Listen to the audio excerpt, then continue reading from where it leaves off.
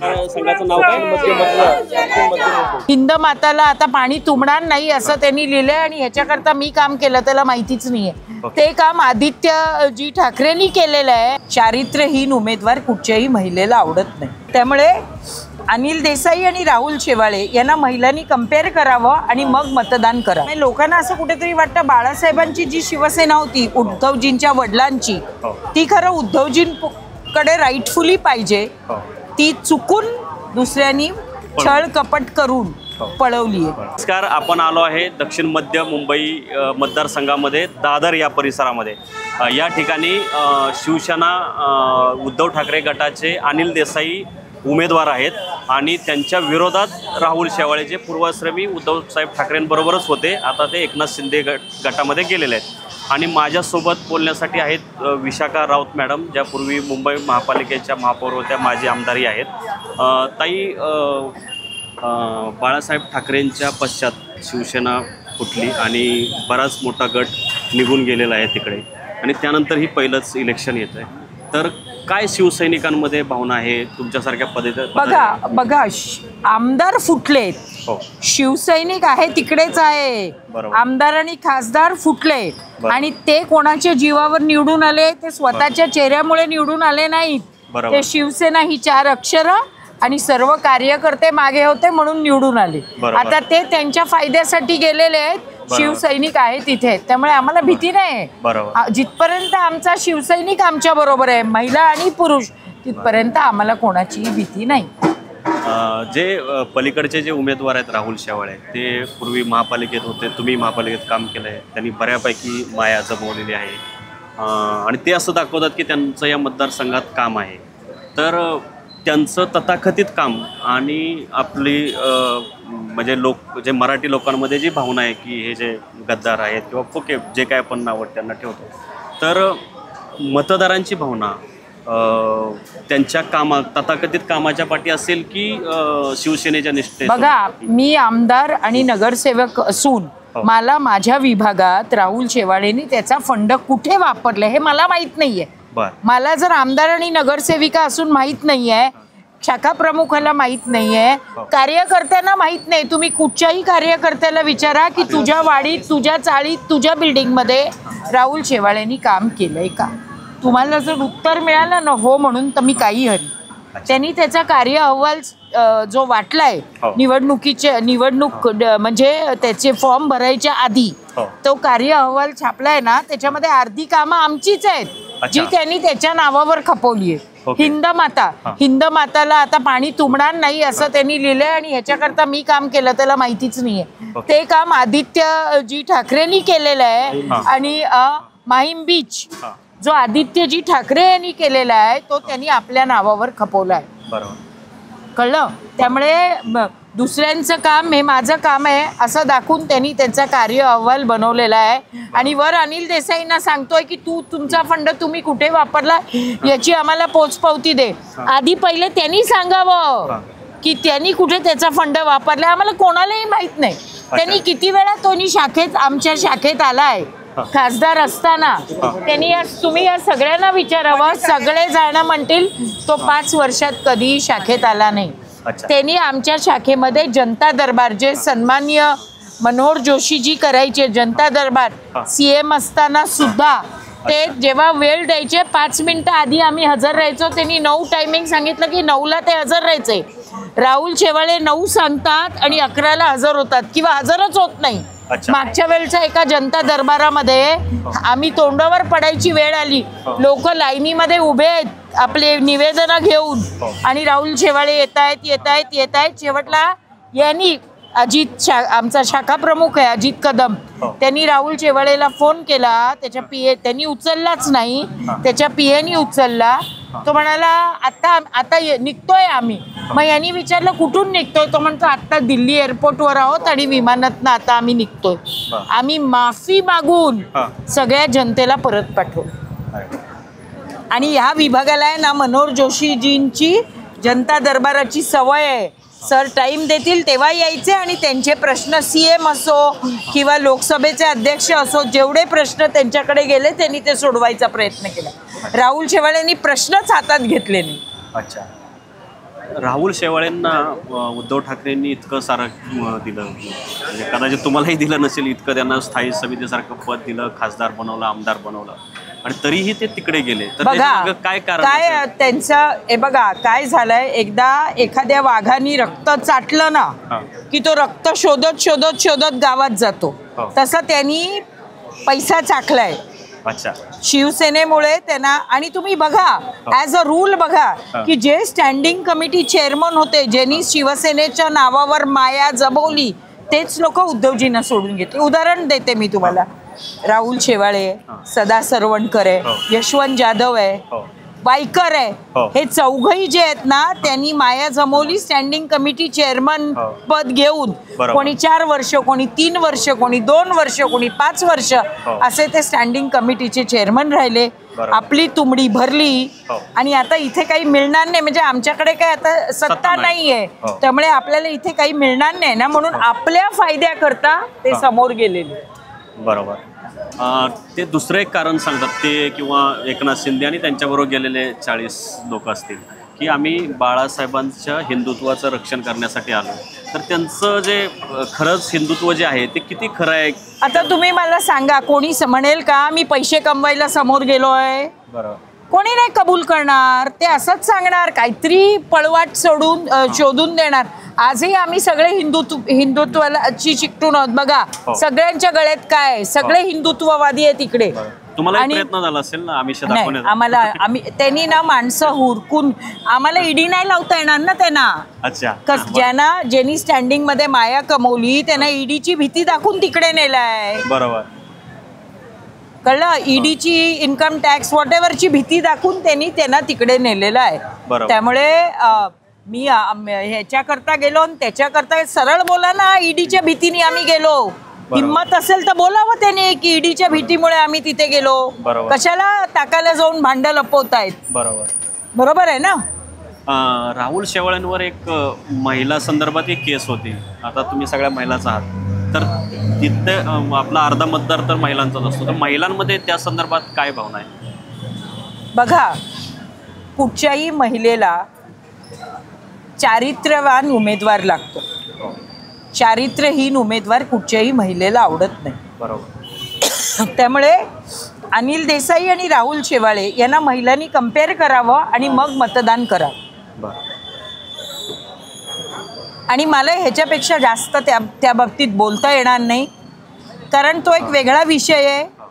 तो त्या बाबतीत मी बोलू नाही इच्छिते. बोलण्यासारखं खूप आहे, परंतु त्यांनी गाय मारले म्हणून आम्ही वासरू मारणार नाही.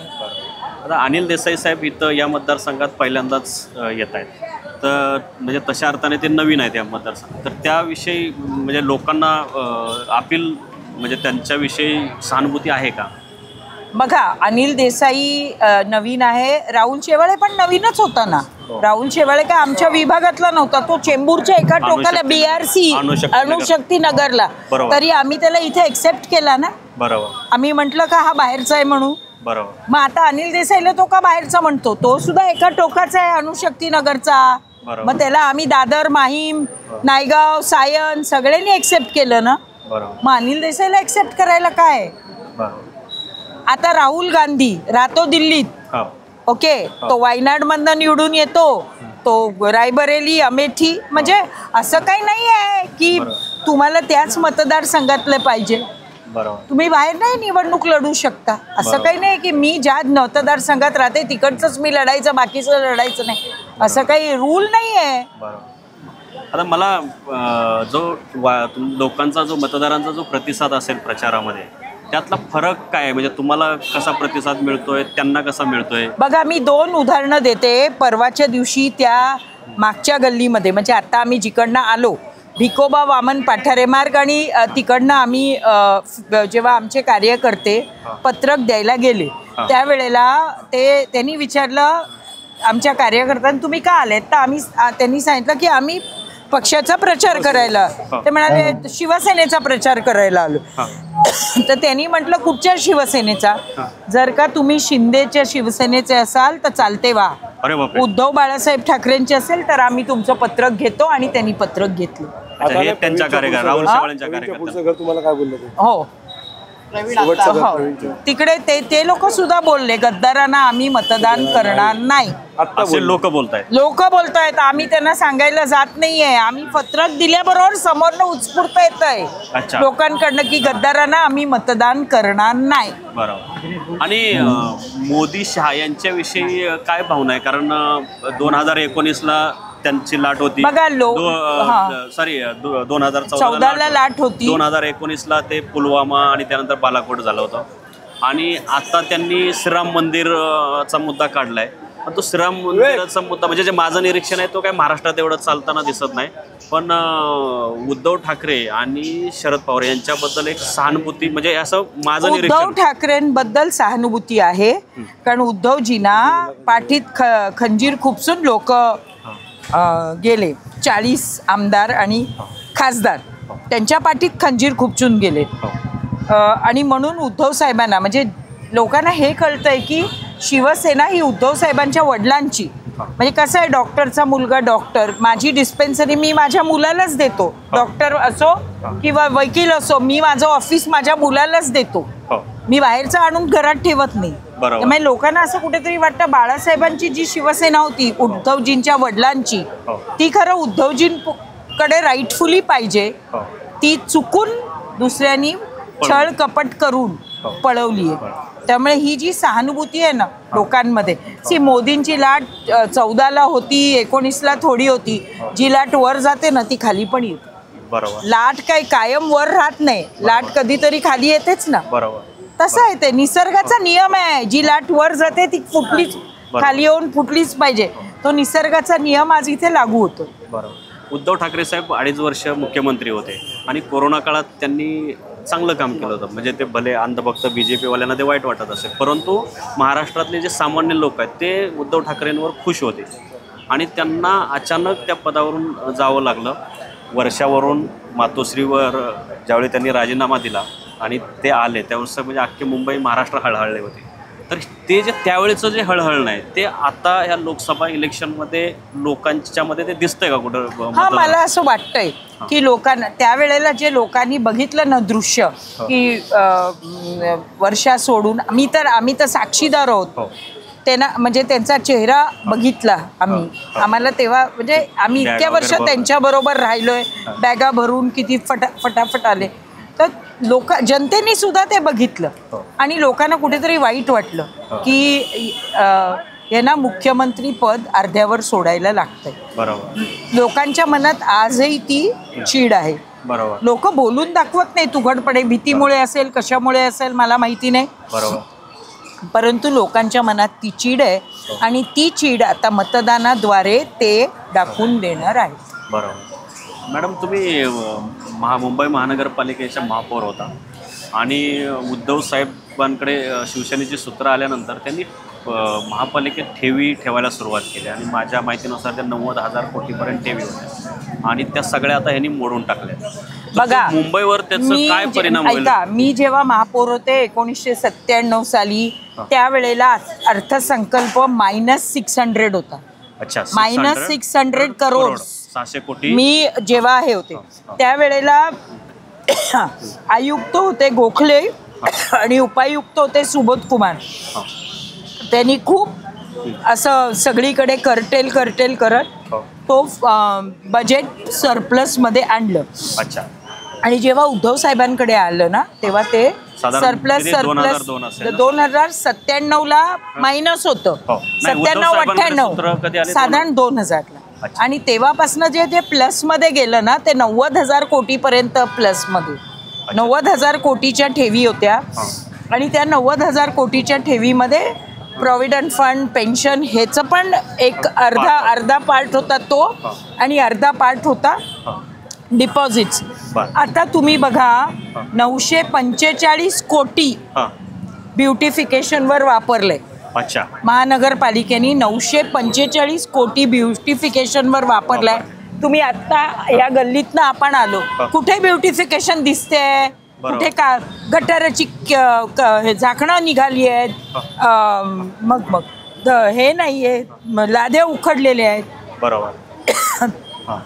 पैसे खड्ड्यात गेले ना.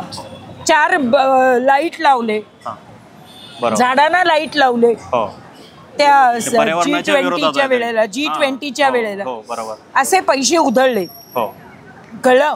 बरोबर. आणि आता असे जर हे लोक पैसे उधळत राहिले ना किती आतापर्यंत किती- 3,000 किती कोटी ठेवी इतक्या- काढल्या? आता मला एक्झॅक्टली माहिती नाहीये माझ्या माहितीनुसार कारण सगळ्याच काढल्या. सगळेच काढले जवळजवळ.